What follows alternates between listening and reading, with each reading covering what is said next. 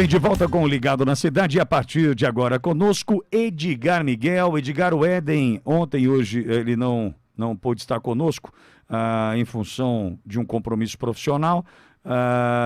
Por isso que estou justificando, porque você sempre o encontra na sala antes do início da nossa conversa, enfim. Mas estamos aqui, prontos para te ouvir. Você está bem, Edgar? Seja bem-vindo. Estou bem, Pitoli, e vamos em frente aqui. Sentido falta do Éden, com certeza, mas é um prazer estar aqui. O Éden e a preocupação que ele tem de escolher sempre frases, buscar, enfim, esse recurso para conversar contigo é sempre muito especial. Mas, Edgar, eu queria aproveitar a chance de te ouvir aqui na Jovem Pan. Reta final de ano, afunilando, né? Natal, a gente está... hoje é dia 16, né? Menos de 10 dias do Natal. Estamos aí há 15 dias do Ano Novo, né? E muitas pessoas ainda fazem aquelas promessas, né, mirabolantes, que para o ano que vem você vai ser assim, para o ano que vem vai ser assado, eu vou cuidar disso, vou cuidar daquilo. Entretanto, eu entendo que seria muito prudente que estes que adoram prometer fizessem um balanço do que já foi prometido e até aqui cumprido. É importante passar essa régua para fazer esse débito-crédito das promessas estabelecidas, para aí sim avançarmos, Edgar? Nossa, Pitoli, mas não tenha dúvida. Você sabe que Sócrates deixou uma instrução pouco conhecida, que eu acho muito dura, vindo dele, inclusive. Ele diz assim: uma vida que não vale a pena ser avaliada, não vale a pena ser vivida. Acho muito dura, não é? Então, sem dúvida que nós precisamos avaliar se a gente cumpriu o prometido. E veja, não para que a gente preste contas ao mundo, né? Porque são questões particulares, mas para que eu veja o quanto caminhei, para que eu consiga ver se andei para frente, né? Então, eu acho muito importante o balanço que as empresas são obrigadas a fazer no final do ano. Eu acho que nós deveríamos ter como ótimo hábito um balanço sereno. Olha, e pode ser feito ou no final do ano ou no dia do aniversário. Eu tenho amigos que fazem no dia do aniversário, né, que também é o fechamento do seu ano, né? Então, eu acho completamente necessário, completamente importante. E veja, eu fico questionando um pouco também, aproveitando e indo além, se nós precisamos fazer novos planos. Porque, assim, poxa, nós só temos planos que duram um ano? Nós não temos planos de 5, de 10, de vida, né? Então, muitas vezes os planos precisam sofrer ajustes, mas eles talvez devam continuar sendo os mesmos. Você não acha? Sim. Aliás, Edgar, a gente já deve ter tratado disso em algum momento, né? A gente conversa contigo já há tanto tempo aqui na rádio. Em algum momento isso deve ter surgido aqui. Mas vale a pena retomar. Alexandre, eu tenho um conceito de... eu não acho que é possível dissociar, separar, né, o pessoal do profissional, né, o pai do marido, do filho, do empregado. É uma pessoa só, Edgar. Eu não consigo falar assim, ó, eu na rádio sou de um jeito, eu em casa sou de outro. Eu não consigo fazer essa dissociação. Queria te primeiro entender, você entende que eu estou correto em não dissociar? Somos uma unidade, né? Somos um indivíduo. Ou é importante fazer essa diferenciação no trabalho eu sou um cara austero, em casa eu sou mais bonachão. Como é que se lida com isso? Qual é a tua percepção e o teu conceito diante desse assunto? Olha, se falamos disso, falamos pouco, e foi muito bom você retomar. Pitoli, eu acho, como você, nós somos uma única pessoa, né? Essa questão, não, aqui eu tenho um relacionamento profissional, lá eu tenho um relacionamento pessoal. Eu tenho uma ideia até um pouco radical sobre isso. Para mim não há relacionamentos profissionais. Só há relacionamentos pessoais. Eu fui da área comercial há muitos anos, e eu atendia várias empresas. Desculpa, eu falava com uma pessoa que representava a pessoa jurídica. E quando essa pessoa deixava essa empresa, eu perdia todo o relacionamento. Eu tinha que começar tudo de novo, a construir o relacionamento. Por quê? Porque era com uma pessoa. Então, olha, se você for na Batista hoje e entrar numa loja, qualquer loja, você vai ter um relacionamento com o ou a atendente. Se ela te tratar mal, você vai ficar nervoso, magoado, frustrado, etc. O que é isso? São sentimentos profissionais ou são sentimentos absolutamente pessoais que você tem? Pessoais. Você ficou chateado, frustrado. Gente, você é uma pessoa e você estava se relacionando com uma pessoa, por trás a pessoa jurídica. Então, eu entendo que nós, evidentemente que nós temos que ter posturas mais formais dentro do âmbito profissional, óbvio, e em casa a gente está mais tranquilo, né? A gente pode usar short, camiseta, né? Tênis, chinelo, aquela coisa mais descontraída. Na empresa existem os seus ritos, né? Mas nós somos uma única pessoa. E eu entender isso, Pitoli, faz com que a gestão destas pessoas seja diferenciada.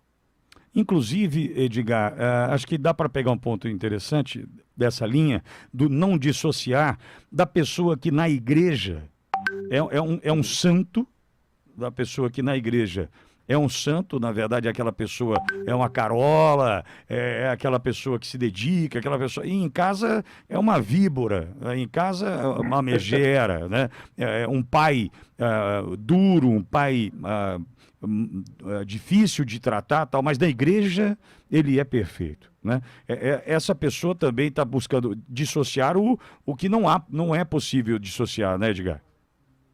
Não é possível dissociar, Vitória. Você já deve ter ouvido dizer que a missa começa a hora que a gente sai da igreja, né? É onde a coisa começa, porque ali dentro é fácil, né? Ser bonzinho, não está acontecendo nada de grave ali, né? Só coisas que nos incentivam a reflexão. Então, nós temos muitos papéis, você me lembrou esse nome, nós vivemos papéis diferentes, né? Nós temos o papel de pai, o papel de profissional, o papel de cidadão, o papel de pessoa religiosa, por que não? E nós precisamos, na essência, ser a mesma pessoa, porque senão nós estamos criando personagens diferentes. E aí é hipocrisia, no final das contas. Aí, quem é a pessoa? Ninguém sabe. Então, de forma nenhuma, nós precisamos ser uma pessoa só, os valores, os princípios, a essência precisa ser a mesma, senão a gente se perde nessa multiplicidade de personagens, Pitoli, e aí a gente se distancia do conhecer a si mesmo. Você falou de essência, né, Edgar? No começo da pandemia, naquele olho do furacão, que ninguém sabia o que ia ser, como é que ia ser, né? Diante de tanta dificuldade e dúvida, da angústia, né? Confinados, isolados, né? Pessoas ali percebendo que financeiramente iam ter sérios problemas em função das portas cerradas, aquela coisa toda, tal. Conversando com uma psicóloga, eu lancei a pergunta, né? A gente vai tirar proveito disso? Você acha que o ser humano tem condição de melhorar diante deste desafio que se põe agora à sua frente? Sair melhor disso, transformado para melhor disso? E eu me lembro dela dar uma resposta que, naquele momento, para mim, foi muito frustrante e, infelizmente, ela estava coberta de razão. A pandemia, arrefecida como está agora, mostra que poucos mudaram de fato diante de tudo o que vivemos. Aquela essência, deram manutenção a ela. Então, aquele cidadão que ali atrás não se preocupava com o próximo, continua a não se preocupar com o próximo. A pandemia não o transformou, Edgar. Sim, você sabe que uma pessoa, infelizmente, eu não vou lembrar quem disse, que você sabe que a pessoa só tem um filho depois de ficar grávida, tá certo? Uhum. Isso significa que para que a gente mude, eu preciso estar grávido dessa mudança. Né? Ela tem que já ser o final de um processo de mudança.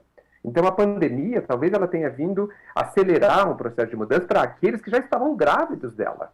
Mas quem não estava grávido de um processo de mudança e não estava em meio a um processo de transformação, desaproveitou completamente esse fantástico exercício, fantástico no sentido educativo, hein? Eu não estou fazendo elogio à pandemia. Mas essa oportunidade que a pandemia nos deu da gente avançar e consolidar alguns valores, testar outros, se conhecer.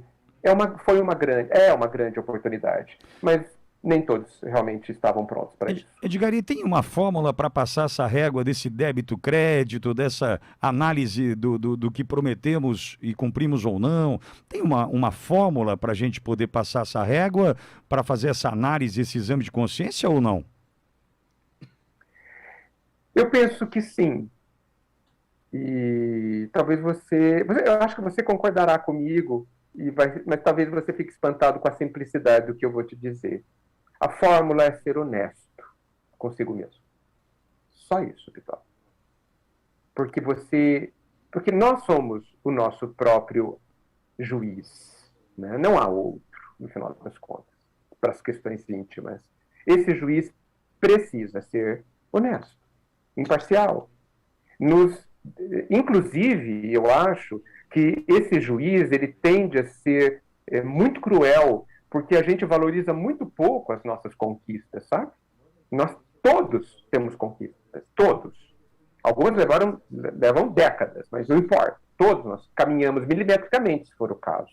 E nós costumamos ressaltar muito mais os nossos enganos, as nossas falhas, do que valorizar as nossas conquistas. Porque não importa se eu falhei muito mais do que eu conquistei de virtudes.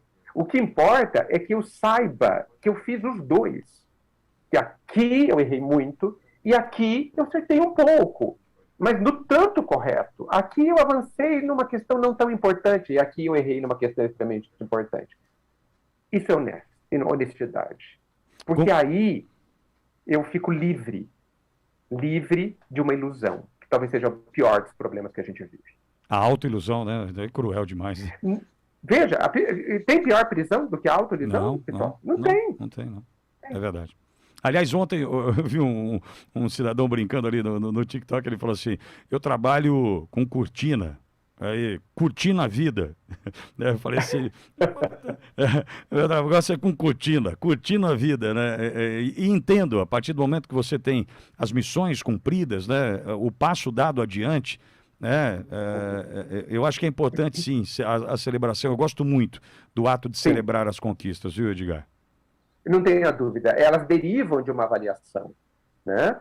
E agora, principalmente quando a nossa consciência pede essa festa, essa comemoração. Sabe, Pitoli, eu tenho pensado muito na palavra autoadmiração, sabe? Quando você me admira, por exemplo, quando alguém bate palma para mim, é bom, mas esse bem-estar dura mais ou menos 5 minutos. Cara, quando eu me admiro, dura anos. É um exercício. É um exercício. É um exercício importante. Sim. Ô, Edgar, eu não sei, quinta-feira que vem, 23, você vai estar com a gente? Vai conseguir estar com a gente ainda? Não, esse ano acho que hoje é o último, Pitoli. Verdade. Sim, lamento. Nós também. Eu quero visitar os meus pais, depois os meus sogros, e eu tenho, assim, eu não tenho certeza de como vai estar lá as conexões, entendeu? Sem nenhum problema. É a chance de eu me despedir de você desse ano. Agradeço muito ter você com a gente, viu, Edgar? Para mim é uma alegria, Pitoli. Veja, eu gosto muito de conversar com o Éden e foi uma descoberta extremamente interessante, mas gosto muito de conversar com você também. Obrigado, Edgar. Obrigado. E com a audiência, né, que fica ali esperando esse momento de dar uma... Ufa, vamos respirar um pouco, vamos ouvir uma coisa diferente. Não é notícia, não é economia, não é política, não é policial, não. Somos nós. Né? Sim, pessoas apenas. Eu te agradeço a rádio demais esse espaço que é importante para mim, por estar em contato com vocês, mas também por poder refletir. É um momento especial. Tamo junto, Edgar. Feliz Natal, um ano novo repleto de saúde. É o que eu posso te desejar. Muito obrigado, eu desejo um Feliz Natal, um 2022 muito cheio de paz e de luz para os nossos corações, tá bom? Obrigado, querido. Abraços a todos. 4 horas e 17 minutos.